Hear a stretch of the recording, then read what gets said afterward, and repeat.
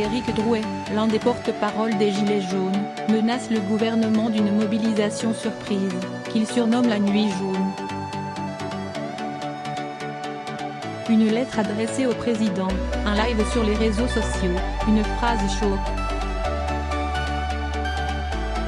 Tous les moyens sont bons pour Éric Drouet pour faire avancer la cause des Gilets jaunes.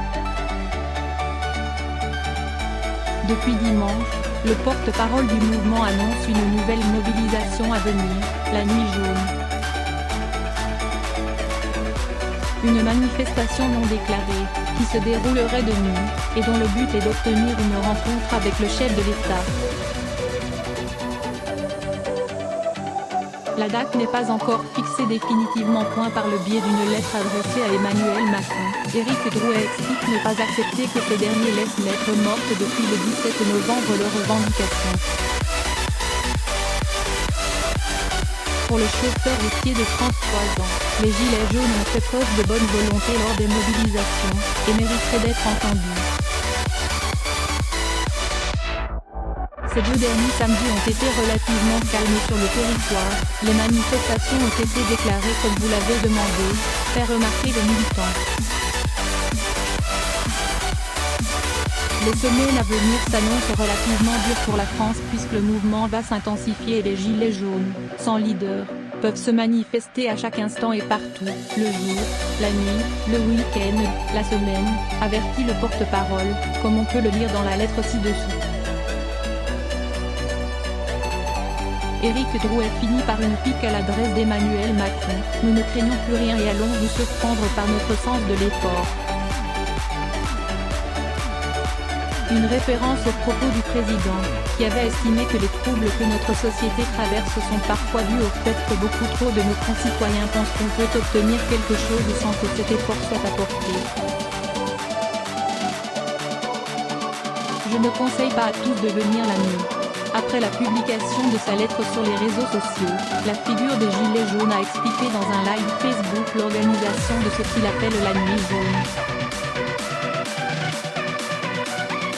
La nuit c'est compliqué, ça va mal finir, interpelle un internaute. Ce à quoi Éric Drouet répond, les manifestations en journée, c'est bien, on marche sur la plupart des gens, mais ce n'est pas comme ça que ça va bouger. Les gens veulent une grosse mobilisation, partir sur des nocturnes, des 24 heures, des 48 heures, et c'est ce qu'il se passera, avant de continuer, les gens veulent mettre un bon coup, et que ça continue et qu'enfin, on soit occupé et pas endormi avec des pseudo-grands débats qui servent à rien.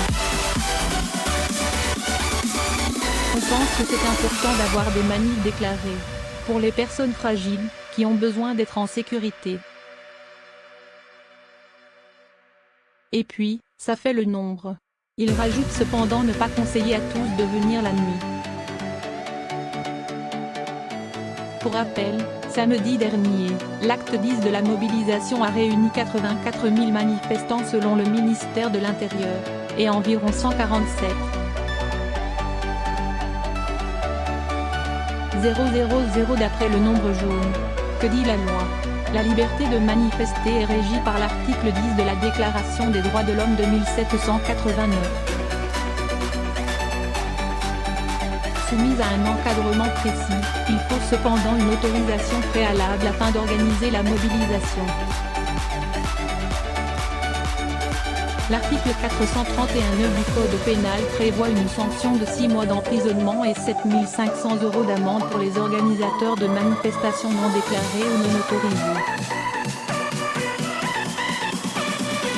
Les citoyens qui se rendent à un rassemblement interdit, quant à eux, encourent une amende d'un maximum de 38 €. Le Premier ministre Édouard Philippe a indiqué le 8 janvier sur TF1 qu'une loi nouvelle durcissant les sanctions contre les casseurs et les manifestations non déclarées serait proposée. La nouvelle loi que le gouvernement veut voir adoptée permettra de sanctionner ceux qui ne respectent pas cette obligation de déclaration de manifestation en préfecture, et ceux qui participeraient à des manifestations qui ne sont pas déclarées. Selon le chef du gouvernement, la nouvelle loi pourra être discutée à l'Assemblée nationale dès le début du mois février, a précisé le chef du gouvernement. Éric Drouet est déjà visé par la justice pour une organisation non déclarée début janvier. Le 15 février, il sera jugé devant le tribunal correctionnel de Paris pour ce motif. Le leader des Gilets jaunes risque alors une peine pouvant aller jusqu'à 6 mois d'emprisonnement et 7 500 € d'amende. Il avait déjà été interpellé le 22 décembre à Paris puis placé en garde à vue pour port d'armes prohibées, en l'occurrence un bâton, et participation à un groupement en vue de commettre des violences ou des dégradations. Placé sous contrôle judiciaire avec interdiction de détenir une arme, il comparaîtra le 5 juin devant un tribunal correctionnel pour ces faits.